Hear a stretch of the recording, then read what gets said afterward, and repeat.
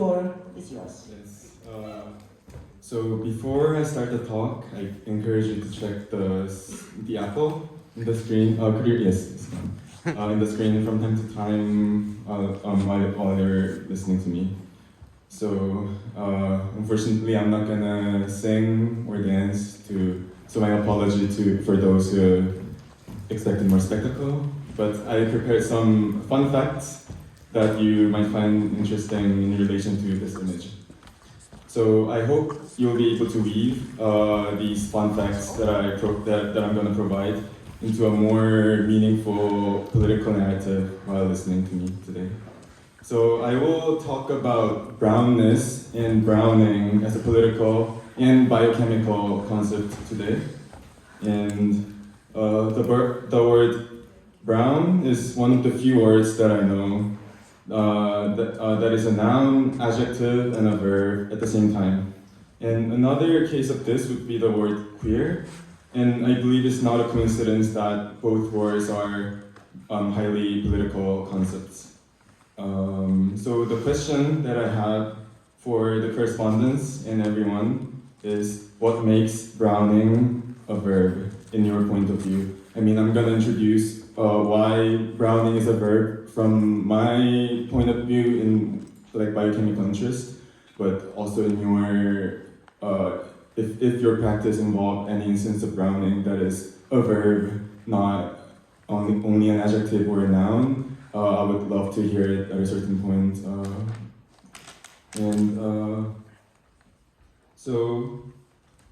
And also perhaps somebody with more knowledge in linguistics could tell me later what makes these political terms more versatile in their grammatical uses. Like you can see their adjective, noun, verb.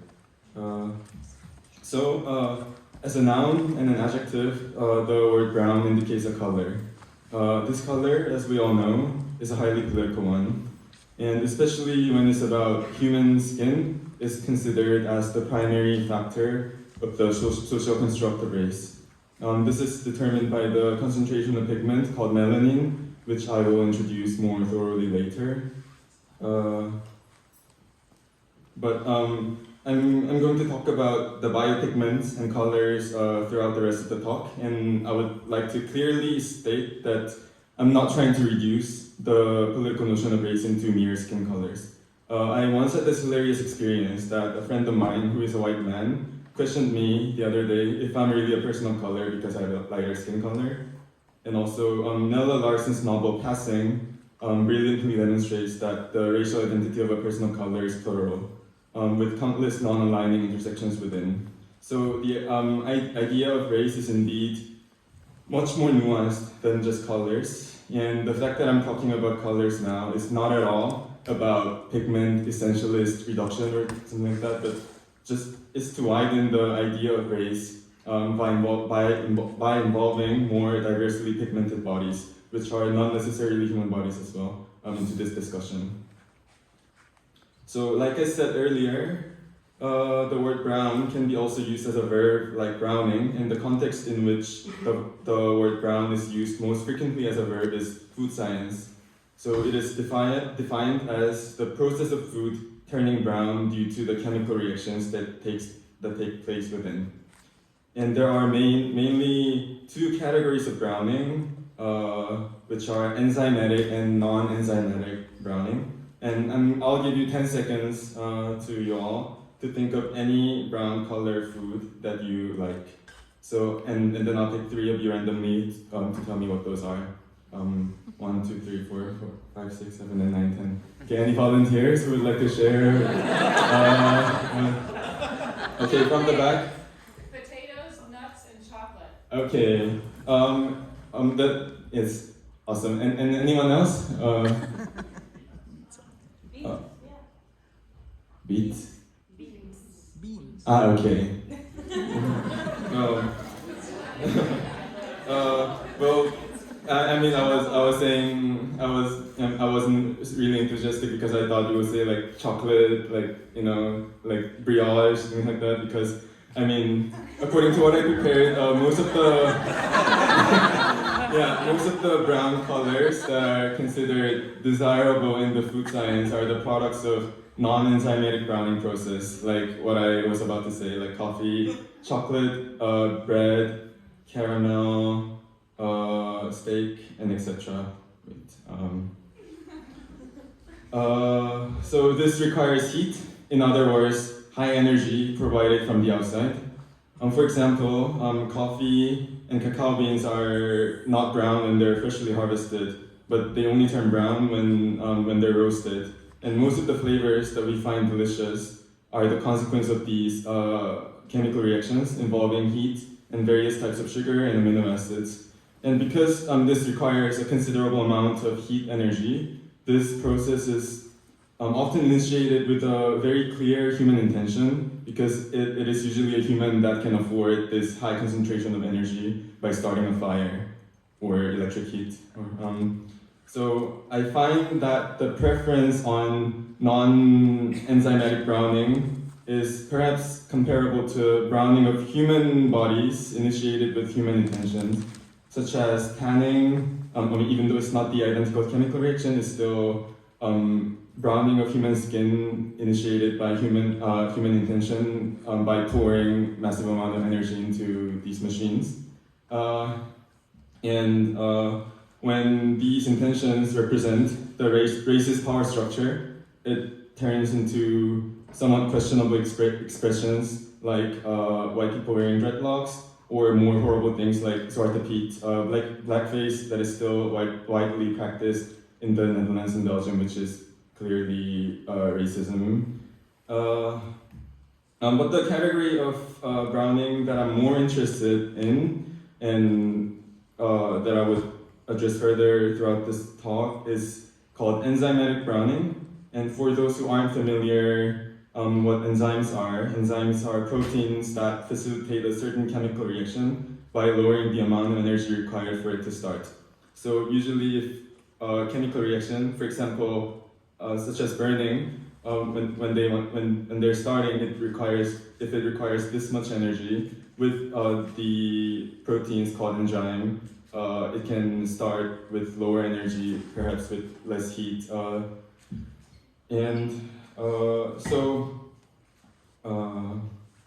so unlike non-enzymatic browning, it doesn't require a massive amount of heat. In other words, also energy and resource, and therefore can often start without human desires. So enzymatic browning, in this definition, is a process of oxidation of phenols by an enzyme called polyphenol oxidase, which eventually results in formation of melanin. And this sounds complicated, but in fact, we're very familiar with this process because it is essentially the reaction that turns an apple brown when they're exposed to oxygen. And I would also like to note that I mentioned melanin earlier, which is the pigment that makes human skin brown. And this is also what makes an apple brown. And therefore, the state brownness, the most represented part of race as a social construct, is not only present in humans, but also in apples by having the same pigment. And this becomes more evident when we see how humans treat the brownness of apples. So when I was learning about this, I had to reference scientific articles, and it was interesting that the majority of those were about inhibition of enzymatic browning process. So we are investing so much resources to devise innovative ways to keep our apples white, and such as heat treatment, cold treatment, oxygen elimination, irradiation, acidification, antioxidants, genetic modification, and etc. So, and I think when there's an abundance of a certain kind of knowledge, I find it important to question what motivation and whose interest sources these expensive research. And in this case, I assume that it is because a brown fruit cannot be sold. So the normative preference for whiteness intertwined with consumerism makes an enormous amount of brown, yet still edible fruit still edible food discarded in logistic chains and leaving considerable ecological footprints. Yeah, these are still perfectly edible. I can show you.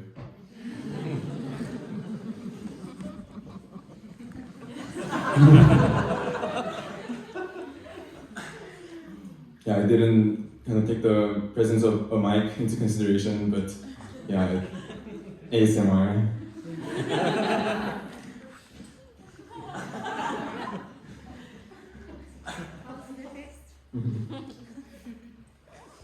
Yeah, I'll have more later. So, again, this entanglement of capitalism and like white supremacy results in this exploitation of countless human and more than human bodies. And I find it important to find alternatives to the perception of brownness as something that has to be inhibited primarily from our food and then from media and representational role and so forth. And I think finding this alternative to this normative narrative can start perhaps from questioning what motivates an apple to brown. In other words, questioning why they produce melanin.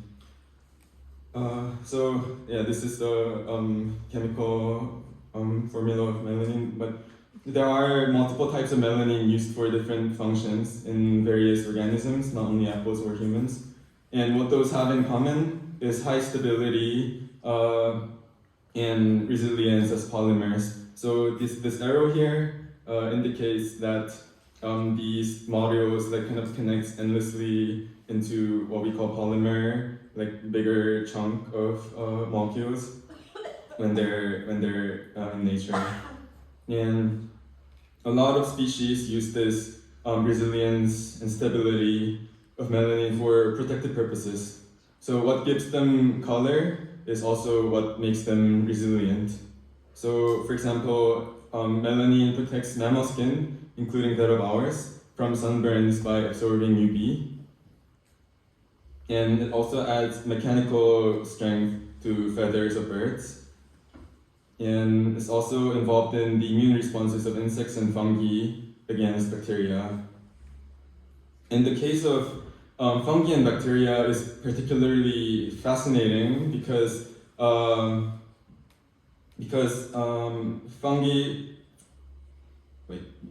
fungi releases melanin to repel bacteria, and bacteria also does the same. So they also produce melanin to protect themselves from fungi. So I assume their battlefield is very dark colored, and the color here is a byproduct of defensive actions with non-aligning intentions that crucially matters to their survival. So I think the word brown in this context is for sure a verb, and this is also a synonym to take action, to resist, and to struggle. Melanin is also present in plants, but their existence in plants has been denied for a long time. And it was only recognized relatively recently, and I don't exactly understand what caused this delay of perception.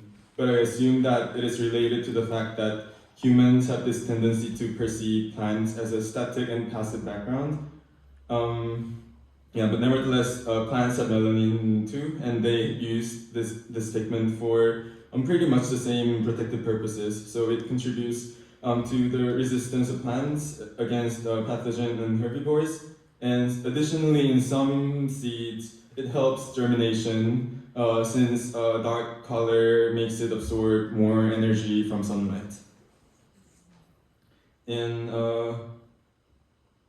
but still, because plant melanin is still pretty much a recent discovery, a lot of dysfunction and mechanisms are still a mystery. So back to the question, what motivates an apple to brown? It is their defense technique. So melanin is water insoluble, which means they don't dissolve in water. Thus, they form thus it forms a solid protective layer when it's produced in a plant cell, which protects a cell after physical damage. And that's why only a sliced or damaged apples, not the whole ones, usually turn brown. So this is a reaction.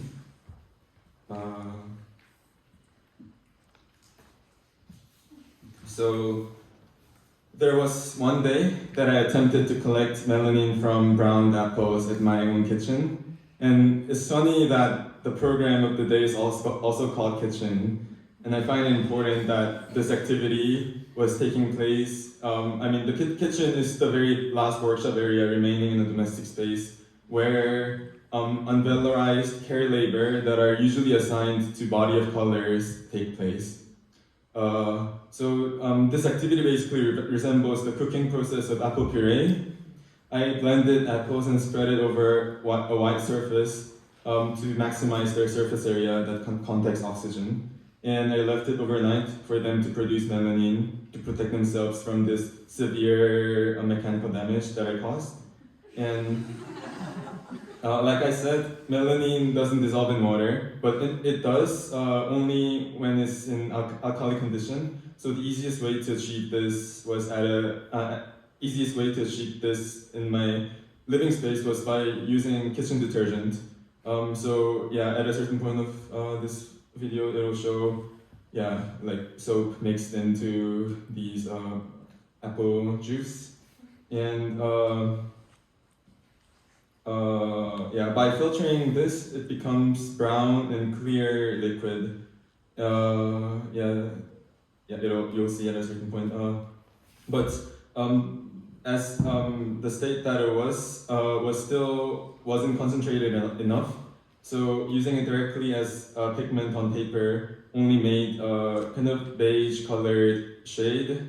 And but like what I said, melanin is an incredibly resilient polymer, and it doesn't get destroyed by high heat. So I could just boil the liquid and reduce it until the brown color becomes more visible and is applied on paper in very thin layer. And it happened that it ended up having the consistency that seems very suitable for screen printing because I didn't know how to remove sugar from the apple juice perfectly. So that became much more viscous than what I expected. So this is for sure not like purified 100% melanin that one can use for a scientific purpose, but it was the closest that I could get within this particular setting of a kitchen that was available to me at that point. And I still don't know what to do with that pigment that I eventually collected. So if any of you has good idea about how this can be used, just let me know anytime. Because I'm very curious about the political potential of this material. And for the apple harvesting season next year, which is in September, I'll be in Leeds, and I'll follow the trail of apples from a farm to supermarkets and gather the apples that are discarded because of their color.